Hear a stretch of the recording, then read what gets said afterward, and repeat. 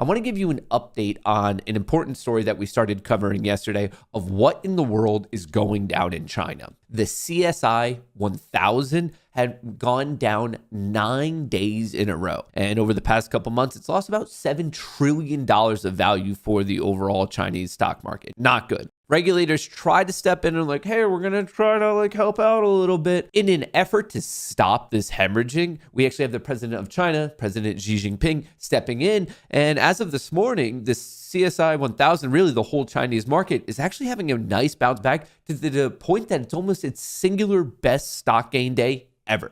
Xi to discuss China stocks with regulators as rescue bets build. There's signs of a rescue when it comes to stocks, particularly when it comes to the A-share market. Should we expect the national team to step in more in a meaningful way? We are continuously expecting more stimulus measures of such kinds, but I think the market is expecting more concrete actions, and because overall sentiment remains very cautious, and right now investor positioning and expectation remain quite low. So I guess right now market and investors are still grappling with the weak economic recovery and also the property downturn. So more concrete and the GDP consistent coming in less than expected. Coordinated effort will definitely help. And it's good to, as David mentioned, right, they're in some ways doing a lot of measures except for shutting down this market in some ways. Given some of these curbs, though, does it actually deter people from coming back into this market, because it makes it harder for them to exit out of these positions too? Right now, I guess market is just looking for clearer signals. Yeah. First of all, about economic recovery, which right now is a bit murky given how we're in a blackout period. For January, we'll only get the inflation data and also the credit data. Yeah. And we will not get the market data with regards to retail sales, etc., or more sense of how the sentiment is heading towards until mid-March. And so I guess the next catalyst will definitely be on the MPC meeting and see whether there will be more measures coming out. But I guess market is waiting for more concrete measures or coordinated policy responses. And so targeting key sectors like property and also on the consumer sectors. I mean, their ghost towns have been Marcella, David here. spoken about for years now. To sum things up, I don't know if this is a dumb question, how low is too low?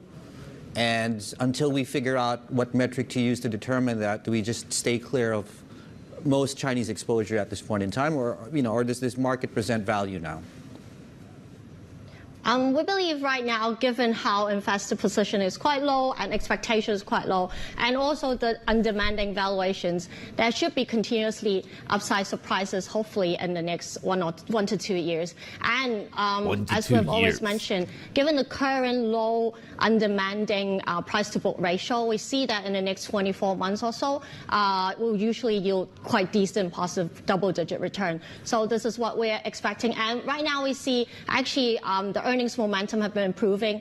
We see earnings upgrades in specific sectors like internet, consumer staples, and energy, etc. And also we continue to see, for example, China banks might be considered as shelter sectors right now, as we see stable dividend payout, as well as actually quite decent performance compared to MSCI China. We've seen year-to-date plus 10% return so far. And obviously we continue to monitor catalysts like stimulus measures, property stabilization, and also whether there will be more concrete measures going forward at the MPC. That's kind of what happened overnight, but just to give you a little bit more of an idea, right here, breaking China CSI 1000 index surges 7%. That is crazy. After President Xi Jinping discusses stabilizing markets with regulators. So the reason this didn't happen in the past couple of days is because it was a little too high level. It was a little too vague of what they are or aren't going to do. But now that the president was literally like, hey, I'm talking with the regulators, the markets in China were like, oh, okay, this is probably something good. The government's going to step in. And that's exactly why we literally saw one of the best gains ever for that market. The CSI 1000 index is on track for the biggest single day gain in history. This comes after nearly $7 trillion of value has been wiped out of China's stock market. Not even short selling bans or various stimulus measures were able to stop the crash. Did President Xi just set the bottom? I don't know. I don't want to make that prediction in the short term. as we just listened to the JP Morgan analyst that was on Bloomberg, this really is a tenuous time for the Chinese economy. I mean, just we're seeing the economic growth slow down more than anticipated. We know that there's the shadow banking issues. We know there's the real estate issues. We know that there's just general discontent with the government. If you ask me, I get it. A lot of Wall Street is all like, no, it's great, it's great, it's great. Like, you should invest in China, you should invest in China. But I think the writing's been on the wall for the past couple of years that they have serious problems that they're going to have to be battling with over the next coming years and the next coming decades. And I've said this a million times, but if this is your first time watching one of my videos, I want to restate that I don't think China's economy stays as number 2 for much longer. I think before you know it, Germany and China are going to overtake it. And then eventually, I think India is going to shoot all the way up to number 2. Currently sitting in at like 4 or 5. This is the beginning of the end of a world power. And I think it's going to take many years, potentially many decades for it to play out. But this is just, it's truly wild what we're seeing right now. If the US was smart, if other global powers are smart, they would obviously take advantage of this particular situation, not only from just the weakness and a little bit more of a power struggle, but also just from buying out the good companies and getting the good tech. Like, there's always going to be opportunity here. So I don't think this is by any means necessary to cause like panic or fear. It's just a moment of opportunity. But this particular narrative, I'm not seeing that many people talk about it. I wholeheartedly believe it's massively important, and it's definitely a storyline we should be paying attention to over the next couple of weeks, without a doubt, probably the next couple of months, because I think there's going to be large ripple effects. So when you're paying attention to the global economics, don't forget to check in on what in the world's going on with China, because it was crashing.